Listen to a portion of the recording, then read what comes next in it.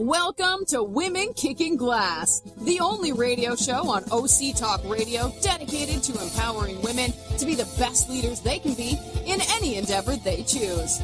Patty Grimm is our host and interviews top women in a variety of fields to help women grow, learn, and lean in together. Patty has over 25 years of experience in primarily male-dominated fields in senior-level management positions. Patty is the owner of Advantage Training Limited, an organizational leadership team training company. She recently released her new book for women called Quiet Women Never Changed History. Be strong, stand out, and stand up. With the subtitle, Let's Go Kick Some Glass. And that's exactly what we're going to do. We've got a whole bunch of glass kickers, including an Irish woman in here. I'm always thrilled when there's an Irish woman in the garage. Thanks, Paul. Well, you talk about timely things happening around the world and things kind of coming together. I started this show over a year ago about women kicking glass and about the need for women to be empowered and to stand up and be strong and stand up. And so I've got two incredible women with me today. They own a company called L2L Consulting, which is a boutique leadership and executive development firm. They specialize in the dynamic team building, leadership development, and coaching. And they do some amazing work. So I have Helene St. Pierre. Yep. Okay. And I have Lynne Powers. Yes. And they're both incredible women with different backgrounds. So let me tell you a little bit about each one of them, and then I'm going to throw out a whole bunch of 4-letter acronyms or 3-letter acronyms at y'all, but we're going to explain all of those. So Helene has been specializing in organizational development and coaching since 1998. She's a certified coach with a background in individual and team development. Holds an MA from Chapman University and a whole bunch of other stuff. But we're going to talk about MBTI, DISC, FIRO-B, and CPI 260. How's that for a few acronyms? Lynne is also part of L2L Consulting. They're partners in this firm, and she's been working as a marketing consultant for many years with a strong background. She's got a BA in psychology from San Diego State. And she talks about the leadership challenge, building a cohesive team, and a whole variety of things. So we're going to talk about kicking glass today. We're going to talk about women's code, how to be a strong woman and play to your strengths. But first off, tell us how you got to where you are and how you two became partners. And whoever wants to start. And this is going to be a fun conversation, I can tell you. It will be. I'll go first then. Okay. Yeah. So, we met, through our kids. They went to the same school, and we started actually, mountain biking together. And then we formed. I remember that. Yeah. And then we formed an all-girl adventure racing team. And then on the trails, we started talking about just what it is that we believed in. What is it that we do or that we'd like to do. And we just found so many similarities between the challenge of being an all-female adventure racing team and life, right? And Yeah. then we had talked about, Lynne had kind of mentioned about going into business together, and it kind of took off from there, really. And that was six and a half years ago? That was longer than that. Yeah. We've been on the trails for like over 15 years. Yeah. So we've known each other for 15 years. Yeah. And so you started out meeting each other on a girls' adventure biking club group? Okay, so let me just back up, because Yeah. this is kind of a cool story. It is a kind of a cool story. I want to hear this. So I had been mountain biking for a little while, and I was always trying to just rope any girl that I could to mountain bike with me. And she was a runner, and she had done marathons. And so we were talking about just our exercise routine. And then she had mentioned about, I said, I'd really like to go mountain biking. I'd really like to go do that.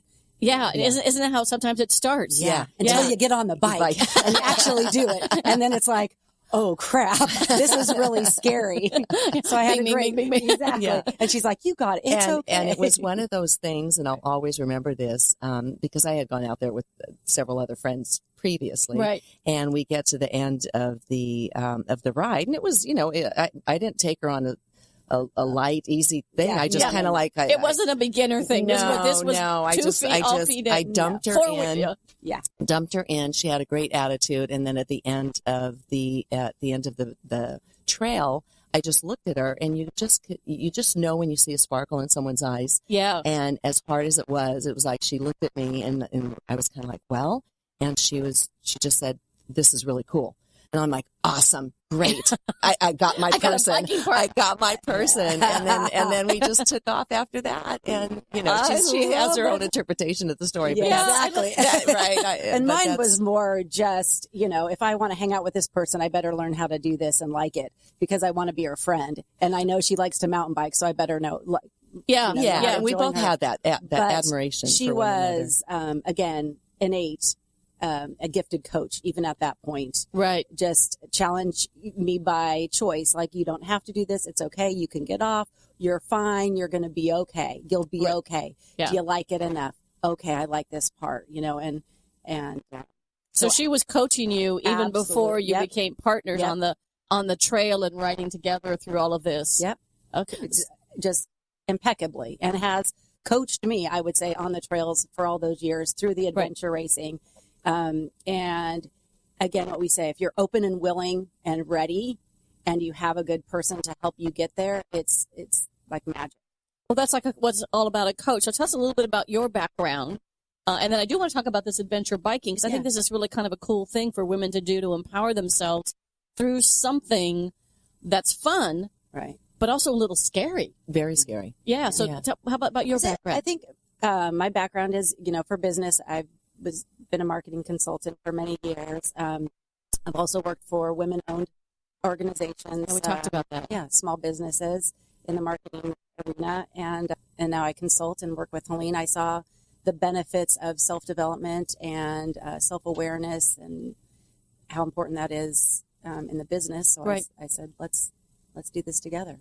So let's talk about adventure biking and relate this to women and women's empowerment. And I'll talk about my rowing because I'm a rower. Okay. So I love biking, but I haven't done like the adventure trails because I'm actually a little scared of heights. But maybe I'll overcome that sometime with you. Yeah. So let's talk about the process of coaching in women to do something they've never done before, like adventure biking or something. So really quick. So adventure racing that we competed on, it's you will mountain bike, then you will go row. So it's a kayaking and then trail running.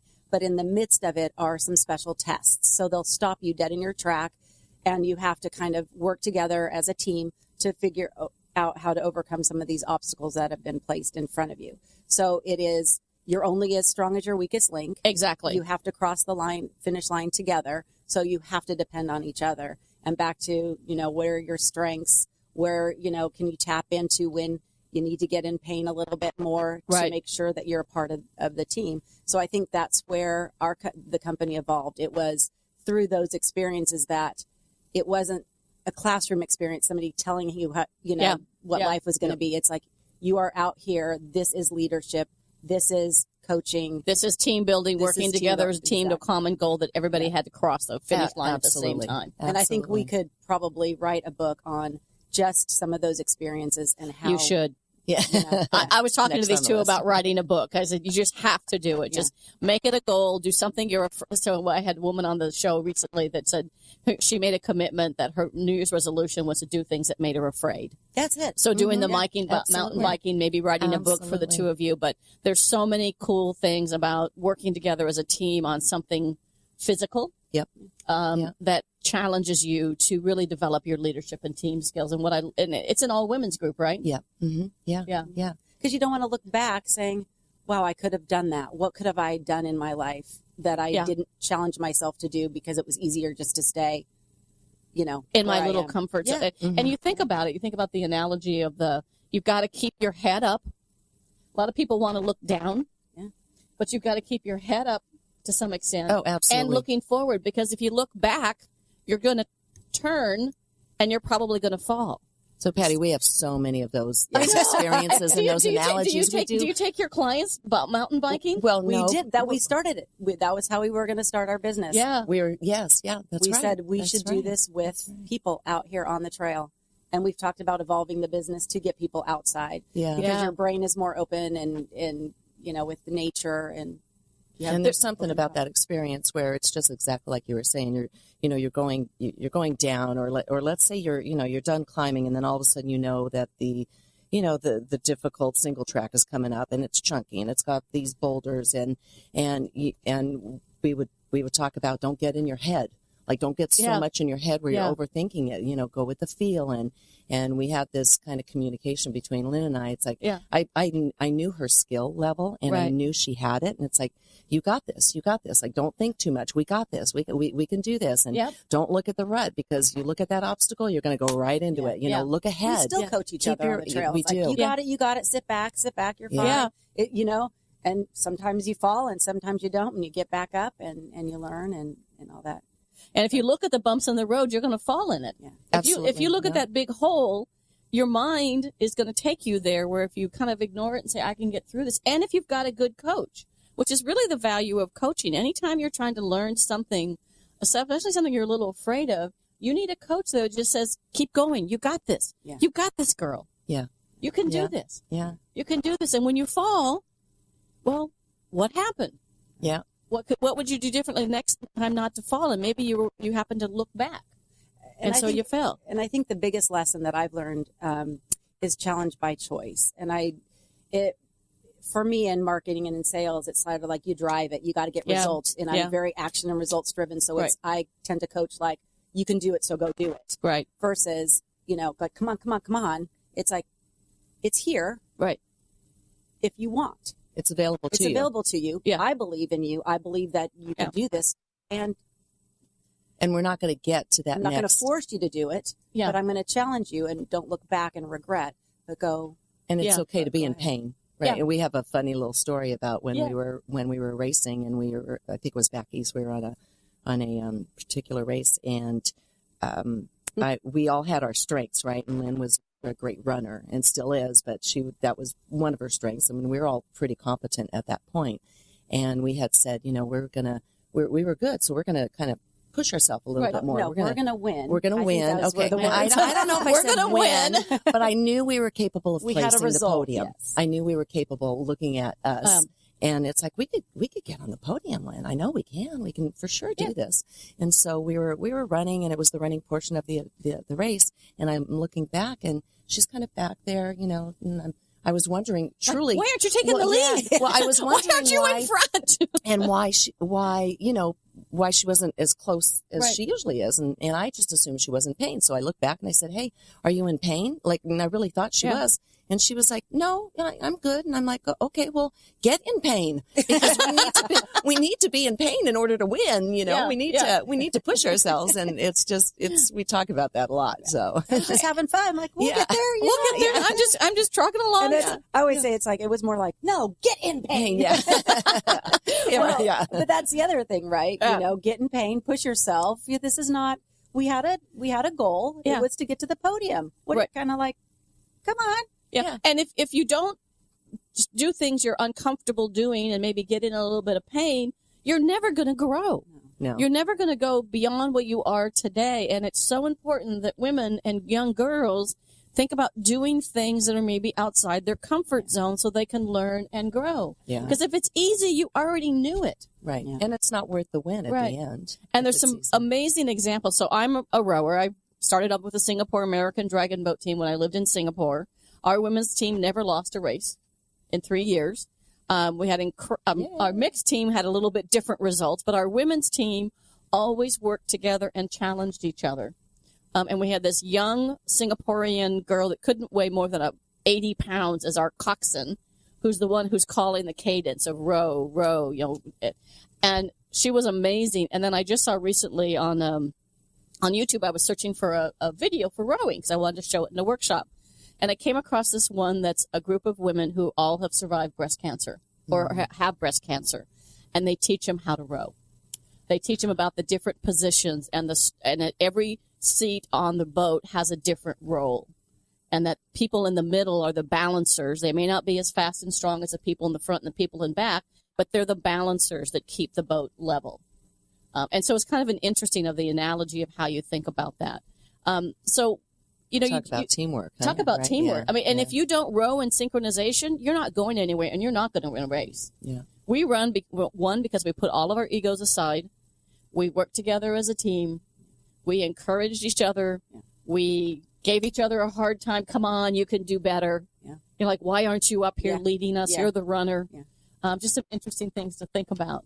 So you both own your own business, and I want to talk a little bit about what's the hardest part of running your business and balancing your life as business women. You have 4 daughters. Mm-hmm. You have 2 daughters. Yeah. So we're all about empowering women. Yes. To say, our poor husbands. do you have female dogs and cats too? No, we took the male route. We have two girls and one. Yeah. I think the hardest part for us, I would say, is not letting life get in the way. We know we're on purpose. We know we're here to go do something bigger than we ever imagined. And it's, oh, shoot, I want to clean the house today or do the dishes today. I think that's our biggest obstacle, is just really staying focused and, committed to, our business. And at this point in our lives too, because we're older. And not that old. Not really. Old, no. But you're not close to my age, girl. I don't know about that. But just, so for me, my husband's starting to, he's not retired, but he's starting to pull back now. So he has more time.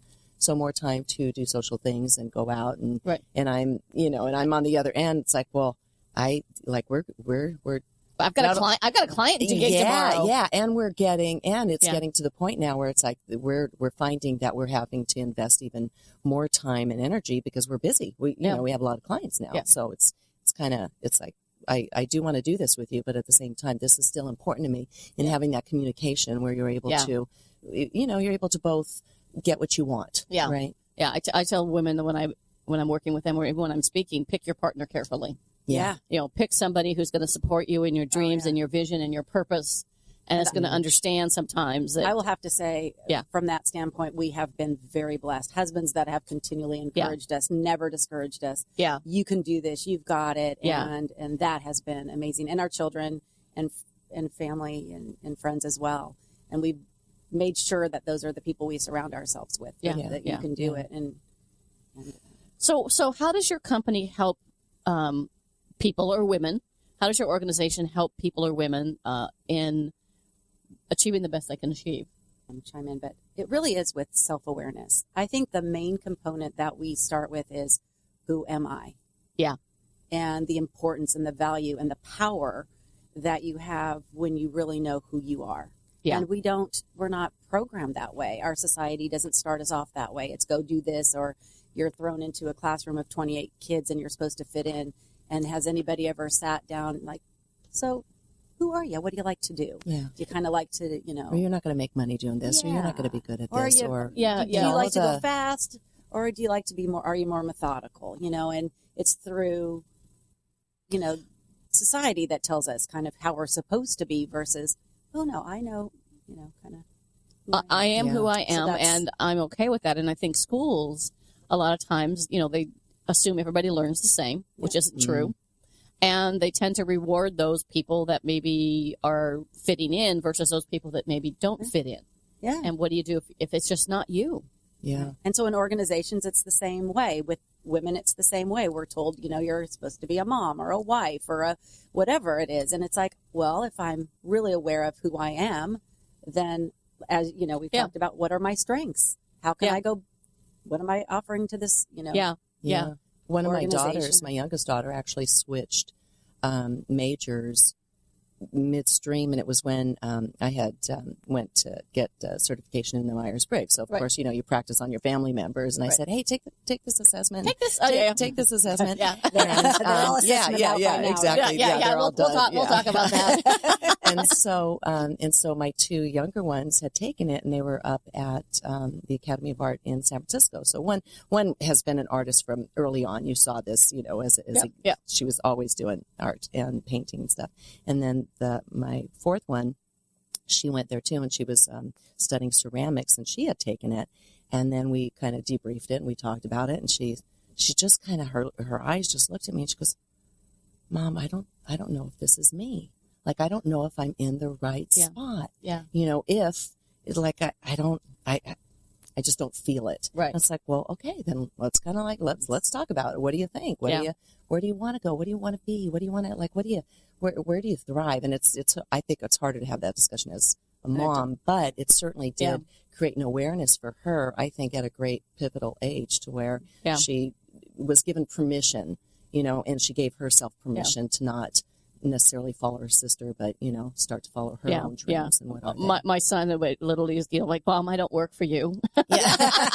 You probably heard that one. Yeah. And the other one was he has taken all the assessments as well. And he's like, okay, so I am who I am and those kinds of things. Yeah. So I think it is so important. And we talked about this quote I saw.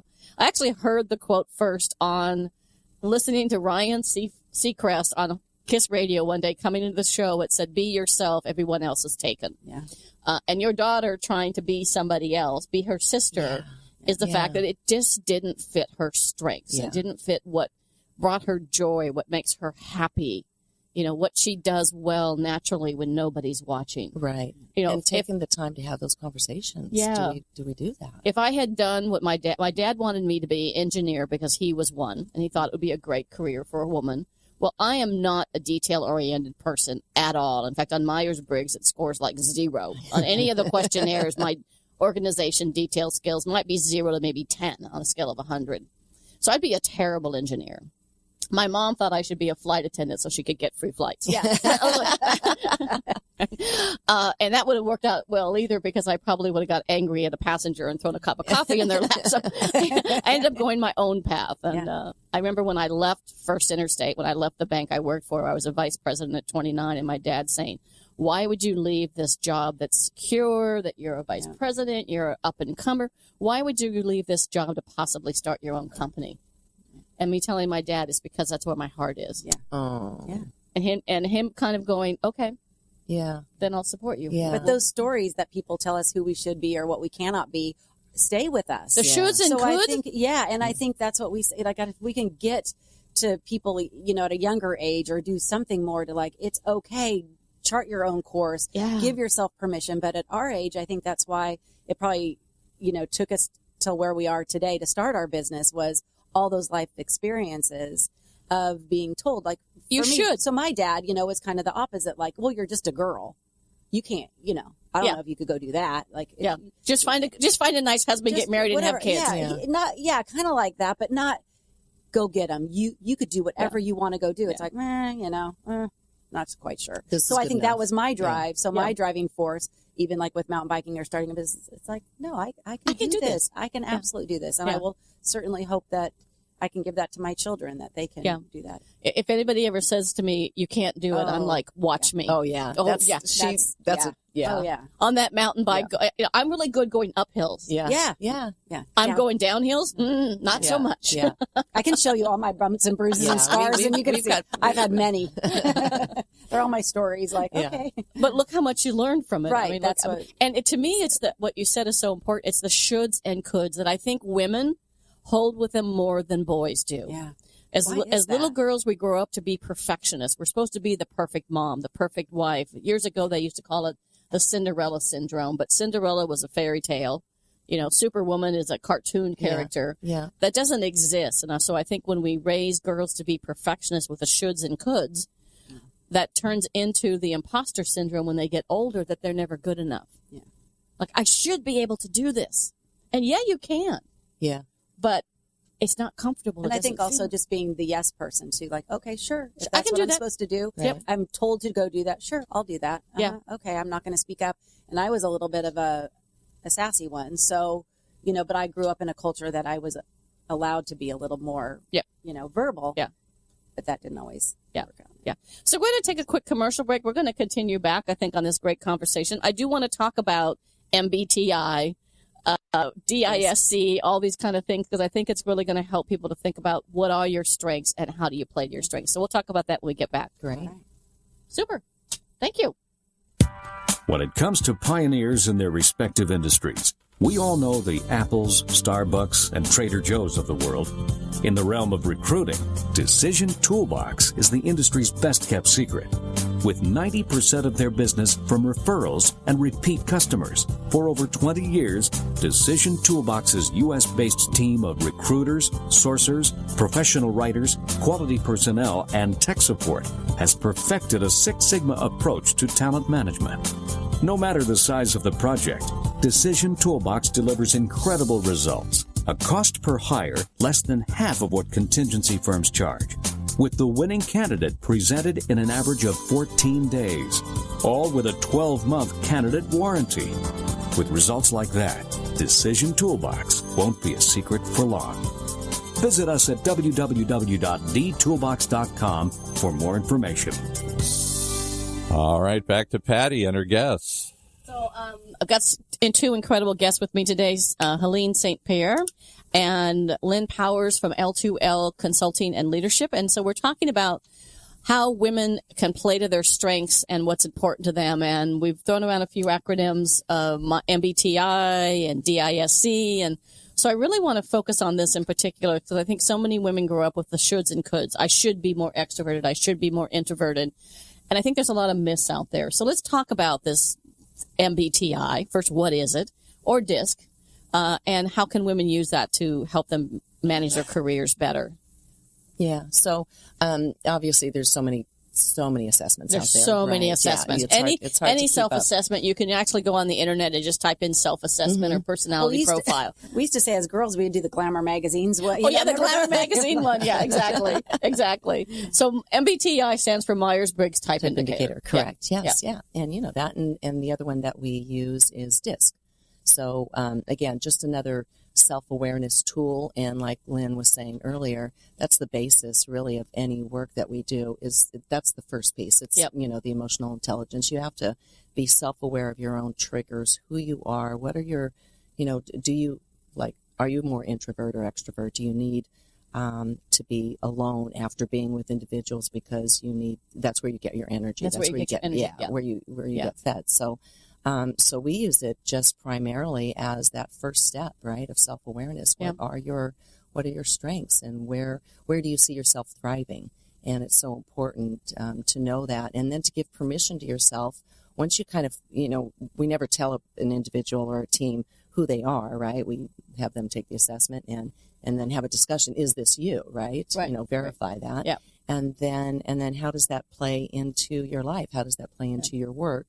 And do you have stories that you've made up, right? We all make up these stories about ourselves from, we call it church, state, parents, and everything else. And is it true? Is this story true? Do you know who you are?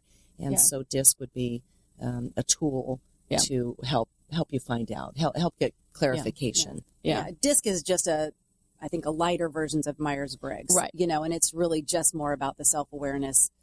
Who am I? How do I operate? Am I, fast paced? Am I more methodical? Do I tend to prefer tasks, or do I, tend to prefer working with people? And just even that for some people is difficult, to answer this, they'll call it a test. I don't want to take that test. I'm like, it's a tool. It's an assessment. It's a tool. But even that, Patty, I find fascinating how many people are nervous because we're judged so often and graded, and am I going to pass? Am I going to fail? And we have to actually coach and front load these assessments with our clients to say, this is just about you. Right. And again, if you're not forced by your organization to take it, you don't have to take it. Right. We can talk about all these things and have you land on who you are, but this is just a really valid and reliable resource for you. Right. Every time I do team building with a team, or even in my book, the first principle is about be strong. And I start with a version of DISC Myers-Briggs. And so this concept of many of you probably heard of, but I don't know if you know really where it started, the people in the audience that are listening. The concept behind the fact that you're born with a set of preferences actually goes back to Plato. Mm-hmm. And then a guy named Carl Jung, who in the 1920s came up with the idea that people are born with a set of preferences. And I use the analogy of, are you right-handed or left-handed? If you're right-handed, you write with your right hand. It feels comfortable. It feels relaxing. You could write with your opposite hand if you needed to. Mm-hmm. It would just never feel right. Yep. Mm-hmm. So you can do any one of these. You can be extroverted if you're not an extrovert and you're more introverted. It will just zap your energy. Yeah. Right. So if you think of the fact you can do any of these things, but if you choose life and careers that fit those strengths, you're going to be a whole lot more productive. You're going to be more satisfied at work. You're going to have less stress. And so I think there's this misperception that being extroverted and introverted is a personality, but it's not. No. So what's the difference between being extroverted and introverted? It's not a personality. That's what people see. But what's going on inside the person? Yeah. If they're extroverted. Yeah. And versus introverted. Yeah. Exactly.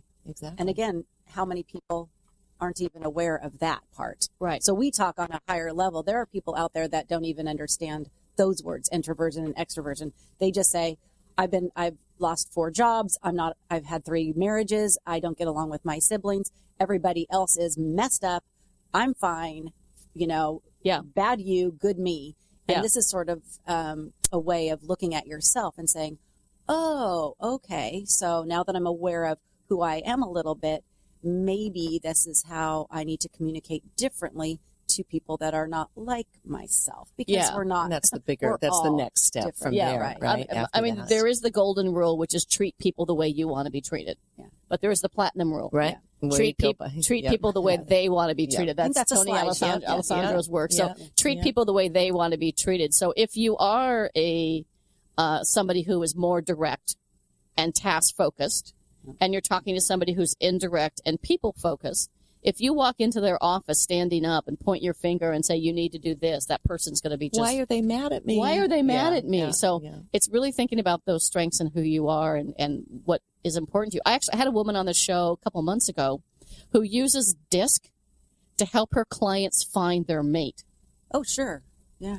Because she talked about how if you're always finding the wrong person, is it because their profile is so different from yours? And I thought that was rather interesting. Yeah.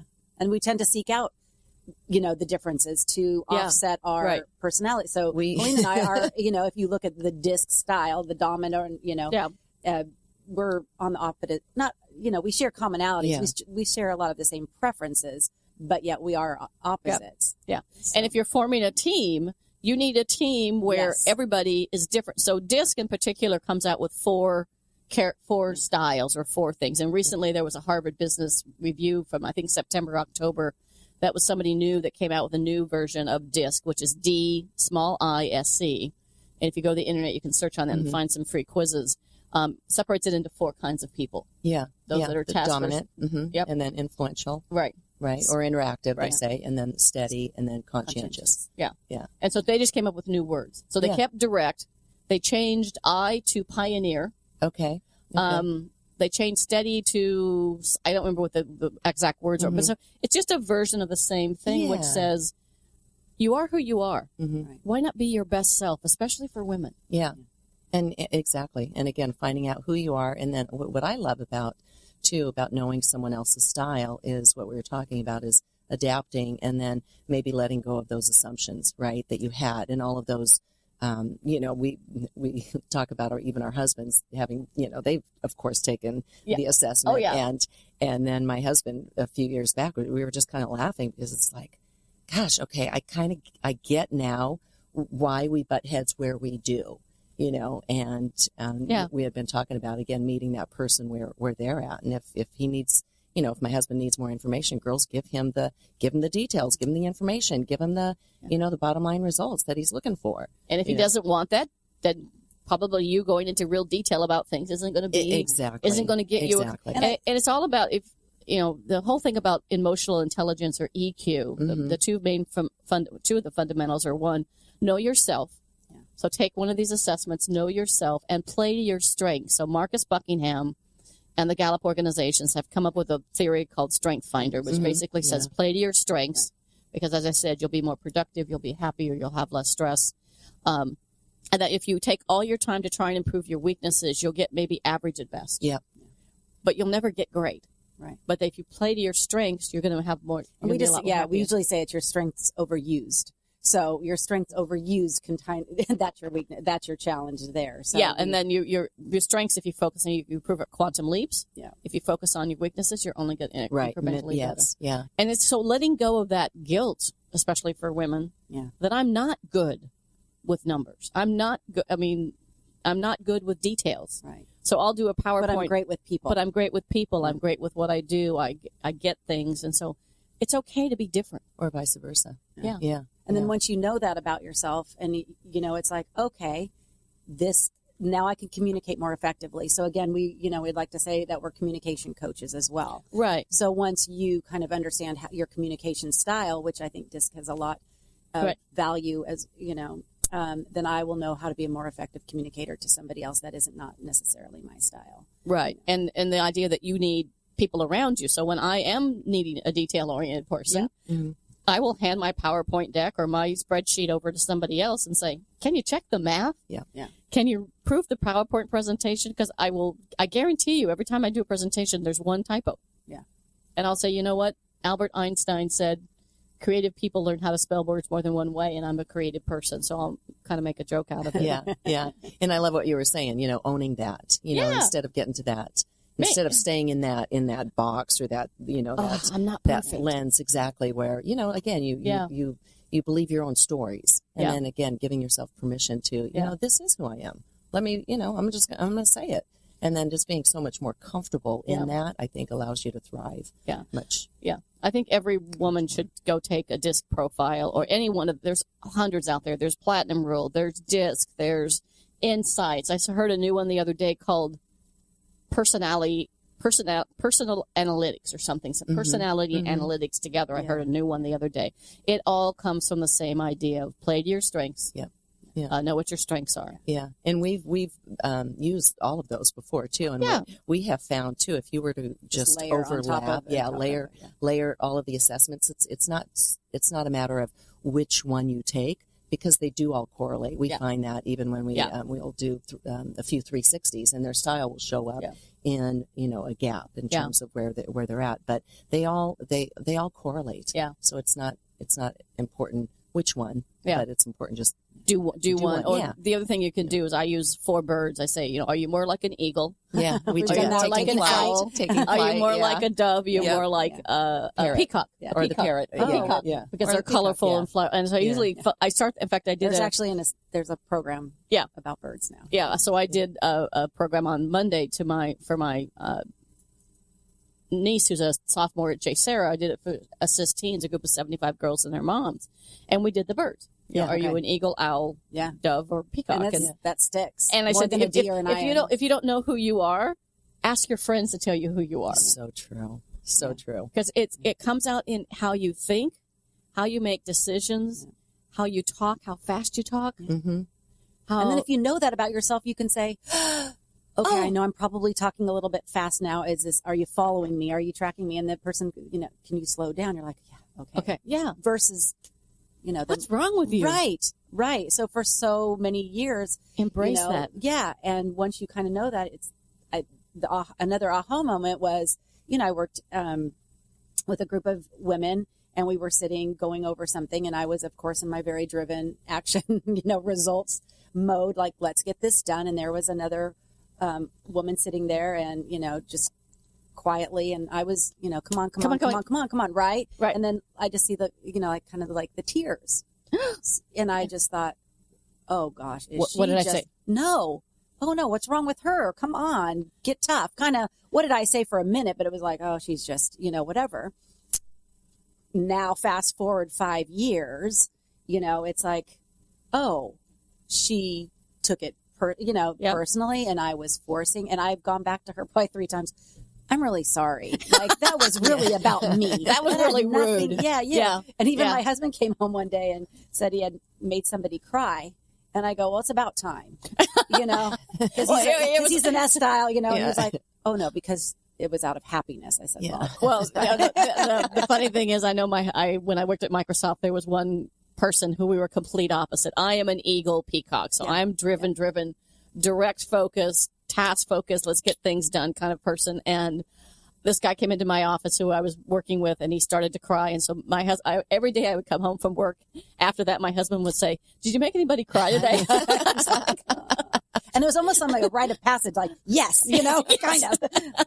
Until you realize that's not working out for me. And that's what I realized. It wasn't working out for me. Yeah. And the other thing was, as a manager, I remember one time when I was at the bank, is that, if your style is one that loves public attention, or you like to be the spotlight, you assume everybody else loves that as well. Mm-hmm. And I was a manager, and I was we had a big team meeting, and I was going on and on about Joan and what a great job she did and how she knocked it out of the park, and she was the best salesperson I've ever met.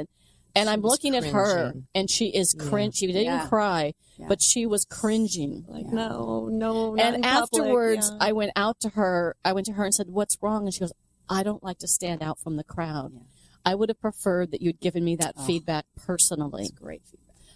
And thank you for having the courage to tell me that. Well, and you for asking, right? Yeah, You know, because what otherwise I would have happened, just thought, oh, everything's okay. Yeah. And so I think the real message, I think, for people in the audience and for women is embrace your strengths. Yeah. Find out who you are. If you can't take a DISC survey, I actually heard the other day that if you go to, and I did this, if you go to Tony Robbins, the big motivational guru that swears a lot, and you go to his site for free, you can take a DISC profile.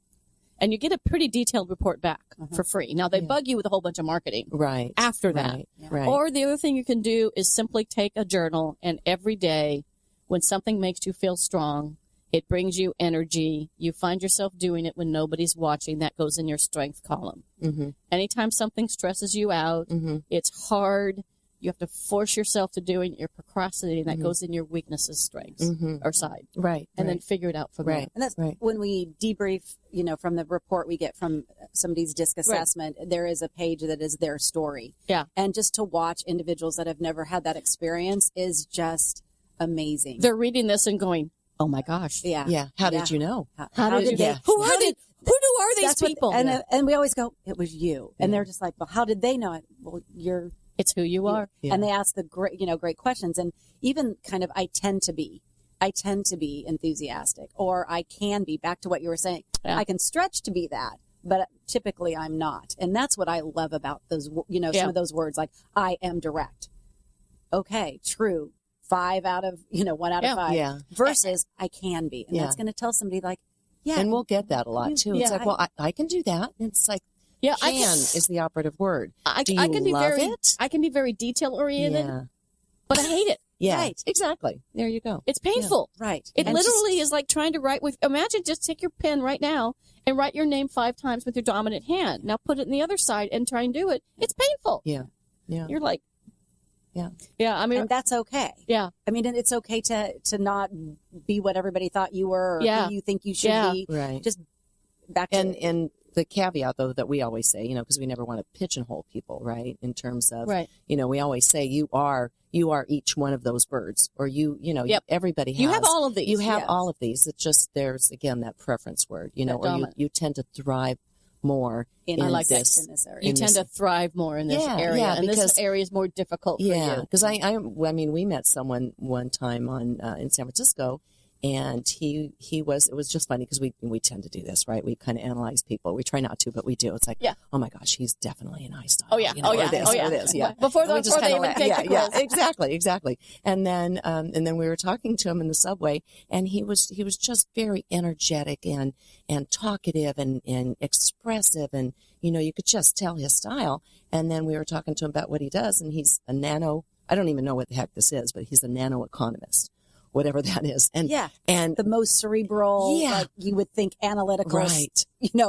And it was one of those things where we were talking and we said, see, this is why we, got to be careful in terms of, pigeonholing people. But again, the purpose of an assessment like that is to really uncover who is it that I am and what stories have I made up about myself. And now that I know, let me go challenge myself and let me dig a little deeper and let me push. You can't completely ignore those things you're not good at, because you need to be able to do them to some level, or you hire somebody to do the things you're not good at. Right. And I think even that awareness piece, to be able to tell somebody, I tend to prefer to go at a slower pace. I tend to thrive and be at my best when I'm taking my time to make sure things get done really well. And that we're accurately and that we're really thinking about things before we do them. So for my style, and I think now yours, Patty, it's like, okay, there is a huge value to that. What you do. And I think you were talking about speaking, how much we can say, and the value of somebody that might say a few words well thought out is far more powerful sometimes than someone that can just keep talking and talking and talking. I remember working with a group of executives that were all the top level people of an oil refinery. So these are oilmen. I mean, these are the, just imagine oilmen just for that. Cowboys, oilmen. Oilmen. Several pictures have gone in my mind right now. Yeah. Oilmen. Guns, Marlboro Man. Are you fanning yourself? But there was one guy in the group who was very introverted. So he was the kind of person that rarely spoke. But when he spoke, it was exactly right. When you had all these blowhards yelling and screaming, and we were doing a team building activity before we had done the test. So we did the team building activity first, and then we were going to do the assessment to figure out who they were. And this one guy had the answer, and nobody would listen to him. Yep. Because they just kept talking, and the more they talked, the louder they got. Yeah. And he literally walked over and went like this, and it was done. Yep. And so it's valuing that in yourself and in your team. And so as women leaders, it's about valuing the fact that you need those people that are different from you.